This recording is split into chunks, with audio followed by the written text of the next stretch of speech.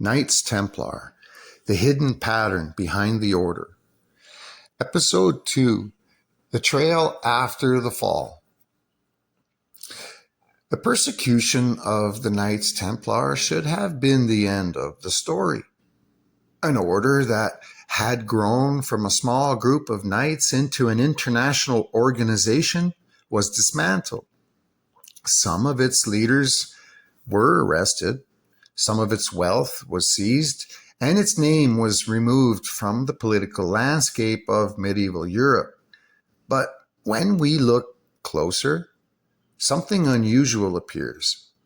The Templars disappear as an official institution, yet the ideas connected to them seem to continue appearing in different forms. This is where the investigation changes direction. Instead of asking only what happened to the Templars, we have to ask a larger question. What happens to knowledge, skills, and networks when an organization is removed? Because throughout history, institutions have fallen while the traditions surrounding them continued. Empires collapsed, but their architecture remained. Languages disappeared, but their influence survived inside newer languages. Philosophies were suppressed, but their ideas resurfaced centuries later in coded texts and allegories. The physical organization may have vanished, but the information attached to it takes on a different form. When we examine the Templar story through this lens, the first pattern that appears is not treasure or secret societies. It is craftsmanship. The medieval world depended on specialized knowledge. Builders, stoneworkers, engineers, metalworkers, artists, and architects possessed skills that could take decades to master. They understood measurements, geometry, materials, and construction techniques that allowed humans to create some of the most impressive structures in history. These people were not simply workers, they were keepers of knowledge. A cathedral was more than a building. It was a combination of engineering, mathematics, symbolism, and philosophy carved into stone. The placement of windows, the proportions of rooms, the use of numbers, and the orientation of structures often reflected ideas about order, harmony, and humanity's relationship with the universe. The question is not whether every symbol contained a hidden message. They probably all do. The question is why civilizations repeatedly used architecture as a way to preserve ideas. Long before the Templars, temples and monuments served this purpose. They represented more than function. They became physical expressions of humanity's search for meaning. The heavens were studied, cycles were observed, mathematical relationships were explored. These observations became connected with philosophy, religion, and symbolism. The building became a story. The measurements became a language. The structure became an allegory. This brings us to one of the most interesting transitions in the Templar mystery: the connection between warrior orders, builders, and later organizations built around symbols and traditions. Freemasonry is one of the groups often brought into this discussion. Historically, Freemasonry developed from European craft traditions associated with stonemasons and guild systems, eventually becoming a fraternity built around symbolism, morality, and philosophical teachings. Over time, some Masonic traditions incorporated Templar imagery and themes. The exact relationship between medieval Templars and later Masonic traditions remains a mystery to most of us and highly debated. But the pattern itself raises questions. Why do builders' symbols appear alongside ideas of personal transformation? Why do temples, pillars, geometry, and sacred measurements appear repeatedly in traditions focused on knowledge? Why does the image of the builder become connected with the search for something deeper? To understand why these symbols are so powerful, we have to look beyond medieval Europe. Because across civilizations, humans have used allegory as a way to explain themselves. The stars became a map. The sun became a symbol of renewal. The journey through darkness became a metaphor for transformation. The temple became a representation of the individual seeking understanding. This is where traditions such as Hermetic philosophy, astrology, and ceremonial symbolism enter the conversation. Whether viewed as spiritual systems, philosophical frameworks, or symbolic languages, they all attempt to answer similar questions. What is humanity? What is our relationship with the cosmos? Are the patterns we observe outside of ourselves reflected within us? The phrase often associated with Hermetic thought, as above, so below, represents this idea of the universe and the individual being connected through patterns. The importance of this concept for our investigation is not proving that every group followed the same tradition. The importance is recognizing that the same human themes repeatedly appear. Knowledge, transformation, symbols, initiation, the search for hidden meaning. This brings us back to the Templars. They existed at a moment when different worlds were interacting. They operated in Europe, the Middle East, and the Mediterranean world, where different cultures, religions, and intellectual traditions had been meeting for centuries. They encountered societies with different approaches to mathematics, astronomy, architecture, and philosophy. What did they learn? What did they preserve? What did later generations believe they represented? These questions become even more interesting when we follow another thread: exploration. The traditional timeline often presents the European discovery of the Americas through the voyages of Columbus, but the evidence for earlier contact changed that conversation. The Viking settlement at Lanceau Meadows in Newfoundland demonstrated that Europeans had reached North America centuries before Columbus. That discovery created an important shift.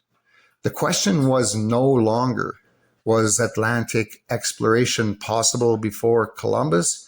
The evidence showed that it was. The question became, how much exploration occurred that was never included in the traditional story? Because exploration depends on accumulated knowledge. Navigation requires mathematics. Voyages require maps. Maps require information. And throughout history, information has not always remained in the same hands. This is where researchers such as Scott Wolter have entered the discussion. Through investigations involving the Kensington runestone, Templar symbolism, and possible pre-Columbian connections, these ideas remain debated, but they continue to attract attention because they challenge the assumption that history is always a simple straight line. The bigger question is not whether every interpretation is correct. The bigger question is how many pieces of the human story are still waiting to be connected. Because when we place builders, symbols, exploration, and forgotten traditions beside the Templar story, a larger investigation begins. The Templars may have disappeared from history, but the questions surrounding them did not. If the Templar mystery is viewed only through the destruction of the order, the story appears to end in the 14th century. But when we widen the lens, the investigation moves into a much larger question. How do ideas, symbols, and traditions continue after the organizations that carried them disappear? One of the most fascinating areas to examine is the relationship between knowledge and networks. Medieval Europe was not a world of isolated villages. It was connected through trade routes, religious journeys, military campaigns, merchant families, and craft organizations.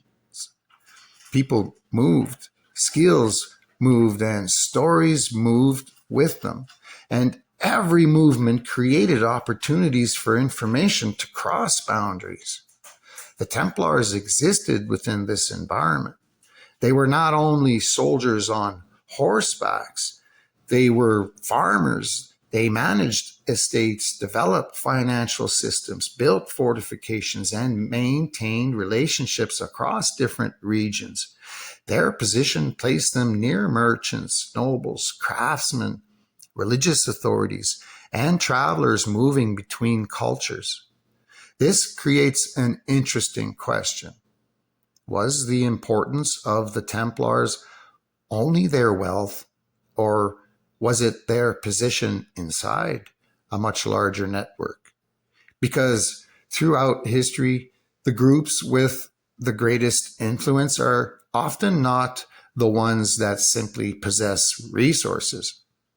They are the ones that connect resources together. The same principle applies to builders.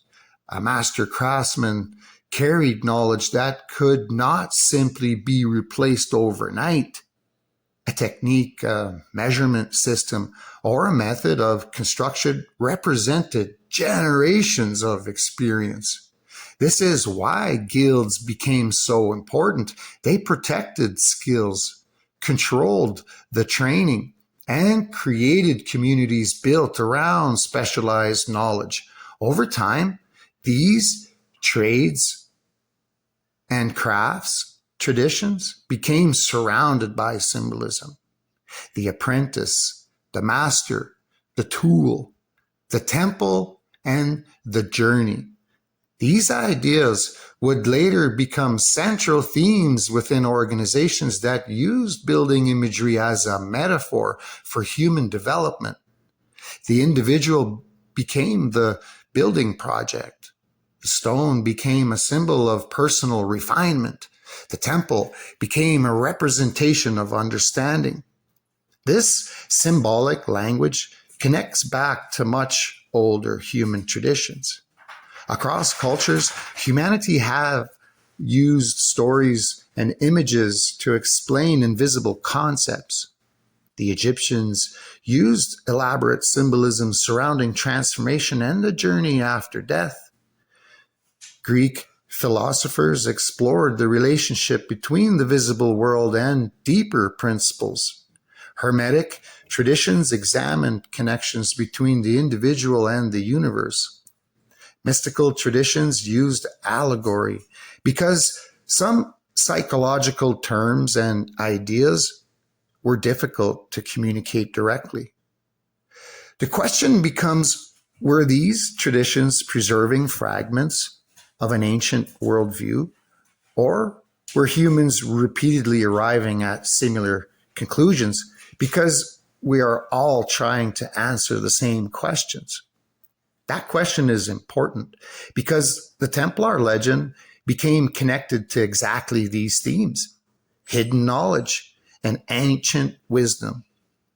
lost artifacts, sacred locations, the preservation of information, and this is where another famous mystery enters the investigation: Oak Island.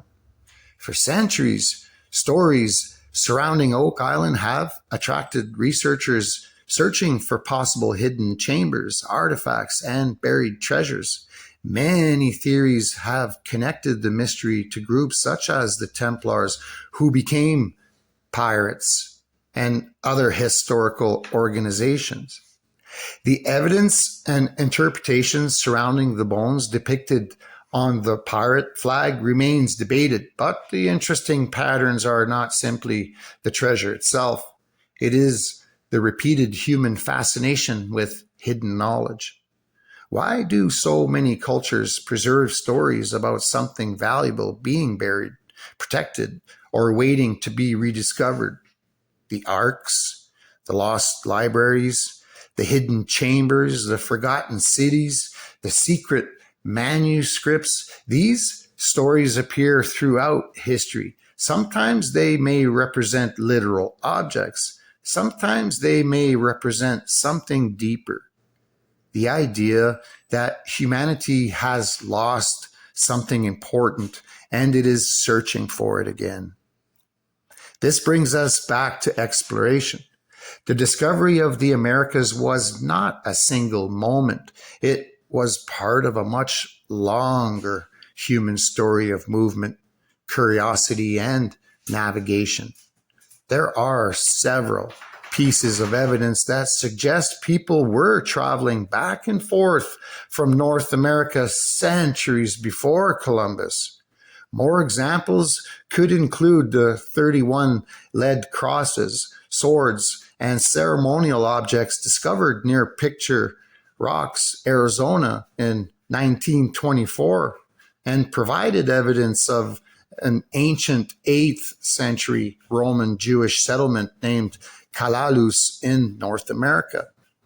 Most people don't realize indigenous civilizations had developed their own complex systems of astronomy, agriculture, engineering, and trade long before European arrival.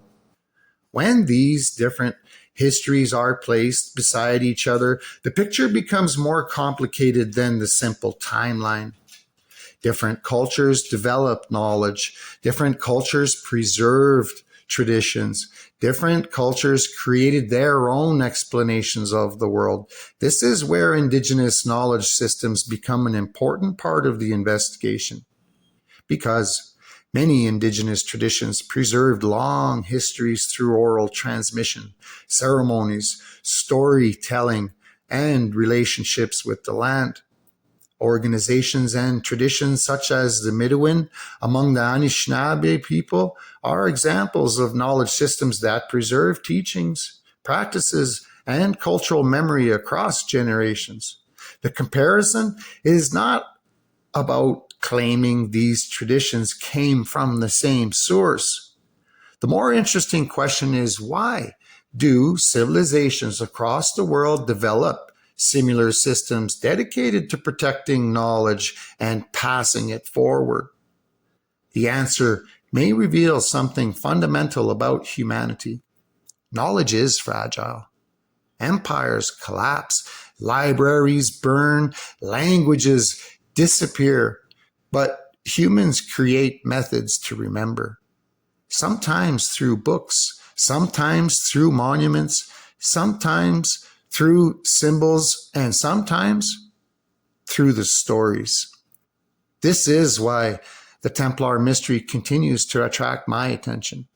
The order itself lasted only a few centuries, but the themes connected to it are much older and much larger. The builder, the explorer, the guardian of knowledge, the seeker of hidden truth, these are not only Templar ideas. They are reoccurring human archetypes. And when we follow these patterns through history, another question emerges. What happens when knowledge becomes connected with power? Because throughout history, information has never existed separately from influence. Those who preserve knowledge can shape how future generations understand the past. Those who control narratives can determine which stories are allowed to be remembered. And those who search for forgotten history often find themselves challenging the accepted versions of events. The Templar mystery continues because it sits directly at this intersection between history and legend, between evidence and interpretation, between what we know and what we are still trying to understand. And that is where the investigation moves next. Because if the Templar story connects builders, explorers, and knowledge traditions, then the next question becomes unavoidable. What other networks formed around the same ideas of symbolism, power, and hidden information?